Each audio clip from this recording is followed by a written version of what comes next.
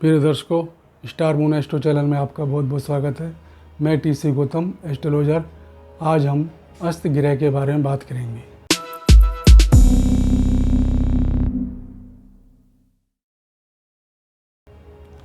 अस्त ग्रह क्या है? हमारे सभी ग्रहों में सूर्य ही एक ऐसा ग्रह है जो सभी 6 ग्रहों को अस्त कर सकता है। उसमें इतनी क्षमता है, यानी जो भी सूर्य के साथ डिग्री वाइज सूर्य के साथ बैठ जाता है, जो भी ग्रह, वो अस्त हो जाता है। अस्त ग्रह होने के कारण वह अपना फल में कमी करते हैं, क्योंकि अस्त क्या है? सूर्य एक आग का गोला है जो कि उसका तेज प्रकाश के कारण जो भी ग्रह उसके पास पहुंचता है वो ग्रह नहीं नज़र आता पृथ्वी से, और वो अपना फल करने में थोड़ा कमज़ोर हो जाता है। ये हमारे शास्त्रकारों ने लिखा है कि अस्त ग्रह बुरे फल करता है। यदि हम प्रैक्टिकल देखें तो यदि ग्रह मजबूत स्थिति के अंदर है तो वो अच्छा फल करता है। सपोज मान लो कुंडली के अंदर वो ग्रह जो अस्त है, योग कारक है और ऊंच का बैठा हुआ है और शुभ दृष्ट है, तो वो अपने दशा अंतर्दशा में अच्छा फल करेगा। और यदि अस्त ग्रह कुंडली में ऊंच का है और वही ग्रह नवांश कुंडली में वर्गोत्तम हो जाता है, तो वह भी ग्रह अच्छा ही फल करेगा। और यदि ग्रह मान लो नीच का है कुंडली के अंदर, और जो नीच जिसमें नीच राशि में ग्रह है उसका स्वामी यदि उसी राशि में है जिसमें वो नीच है, तो उसका नीच भंग हो जाता है, तो और वो केंद्र में बैठा है, तो उस दशा के अंदर भी अस्त ग्रह फल बुरा नहीं करता, अच्छा ही करता है।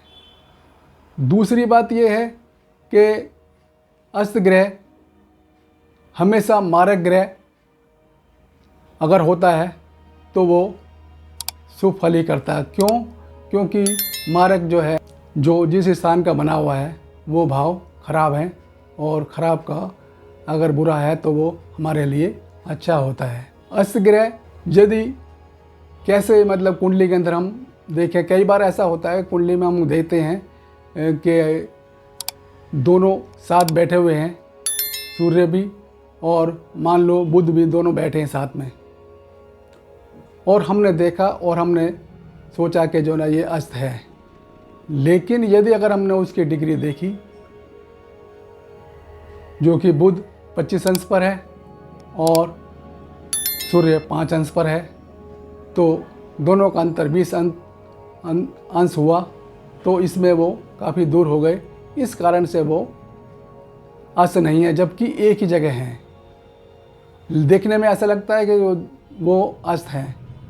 और ऐसे ही मान लो दूसरी राशि के अंदर बैठा हुआ है शुक्र 10 अंश पर और 28 अंश पर पिछली राशि में सूर्य बैठा हुआ है, तो भी वह ग्रह शुक्र अस्त नहीं है, क्योंकि वो सूर्य से 18 अंश की दूरी पर है। कहने का मतलब ये है कि कुल मिलाकर 8-10 अंश के अंदर अंदर ग्रह अस्त हो जाता है।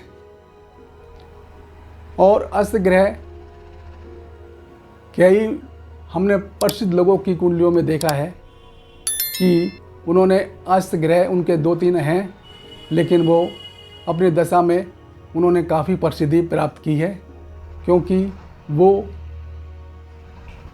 कि वो ग्रह अस्त जो है वो कुंडली में योग कारक है और केंद्र या त्रिकोण में बैठा हुआ है और शुभ ग्रहों की उस पर दृष्टि है,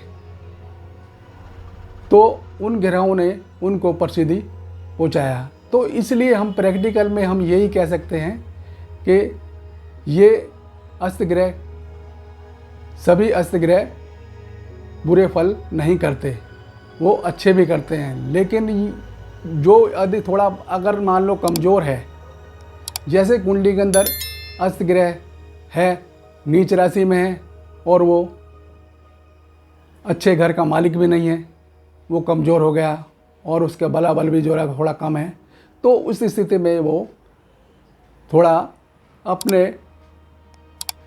फल में कमी करेगा। इस तरह से अस्त ग्रह हमेशा बुरे फल नहीं देता और कभी